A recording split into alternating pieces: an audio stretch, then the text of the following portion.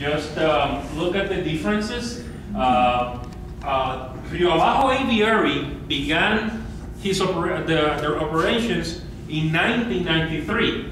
So in less between 2000 and 2011, look at the success that Ricardo was having at the Rio Abajo Aviary, and the average production at the Luquillo Aviary was about 5 chicks per year. So it took us 20 years to produce just 104 birds.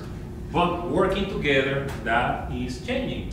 So this is just a graphic that will show you the fertility rate, because back in the early days of the program, one of the main problems was that they were having infertility problems, and the people that was in charge of the aviary were not focusing their efforts in dealing with the infertility issues and working with the health of the pairs. So one of the first things I did when I became the aviary manager in the year 2000, and I almost at the beginning got killed for this expression. In a meeting, I just said, I don't care about chicks.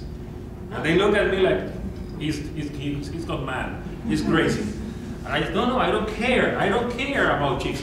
I care about breeding for fertile, healthy pairs. Chicks will be a byproduct. So we need to focus our efforts on that. So we start working on all the different things we must address to deal with the fertility issues. And you can tell how fertility has been steadily growing up to 2011, which basically was our record year in terms of fertility. We had a fertility rate of 65%. As of today, in the 2012 breeding season, our fertility rate is 62%, and our expectation is that it will continue to increase, and it should be something between 65 and 70% based in our estimates. You can tell how we have been increasing the amount of hatch birds and the amount of fledged birds. So, as I was telling, back in the 80s, thinking about taking a veterinarian into the facilities and letting that veterinarian perform an endoscopy to check the conditions of the gonads of the birds, like that was mission impossible. No, birds were treated like they were secret cows, vacas sagradas. Secret cows, that's the word? Okay. So you were not able to touch these birds. So in 2002, I just talked to my supervisor back then and told him, how could we be able to check, how could we be able to know what's going on with our birds if we do not perform a complete evaluation of the reproductive system? And at the beginning, he was very resilient, very resistant to the idea. And I told him, Fernando, we don't know the condition of the gonads of our birds. So we will not be able to know if some of these birds have the real capability to breed. So we are losing money, we are losing time, we are losing resources. So finally, I convinced him. So probably some of you know Dr. Susan Club. So we took her into our facilities, and boom, the theory was correct. In the 70s and the 80s, they were trying to breed birds without breeding capabilities. That was one of the main reasons the birds were so low in fertility. Like for example, that male, that's a testicle, and as you can see, this is a healthy a healthy testicle, and you can tell the difference in this one, which is not well vascularized, and this edge is kind of dark. We start finding females with collapsed oviducts, female with no ovaries at all, females with inactive ovaries.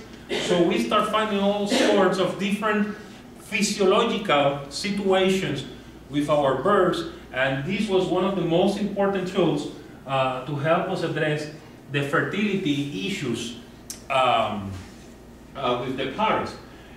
In the video you saw some of the natural enemies of the Puerto Rican parrots, like red-tailed hawks, the pearl thrasher, but they have a few more, like Puerto Rican boas, broadwing hawks, parasitic flies, honeybees, feral cats, feral dogs, and introduced mongoose in the island.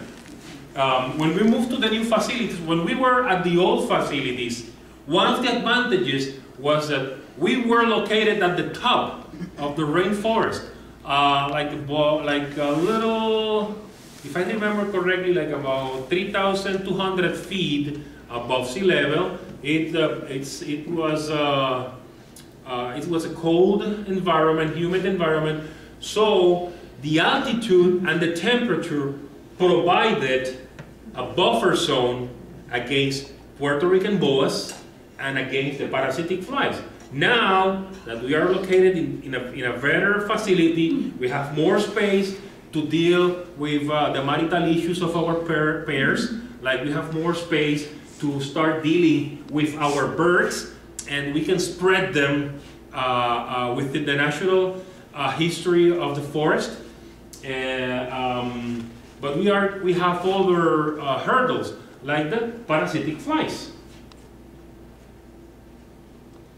So these critters are very, very interesting, because when we moved to the new facilities, before even we got the first case on another endemic species, on the Puerto Rican hummingbird, I told the managers of the program, hey, eventually we're going to have problems here with parasitic flies, and my word was not taken. Non-taken? That's correct? That's right. So I told them, just give us a break. Give us a break. You will see. Well, it's very interesting, because basically these flies, what they do is that they inject the larvae, the egg, I should say, in the skin of the bird, and it will become a larvae. It will start feeding on the flesh of the bird.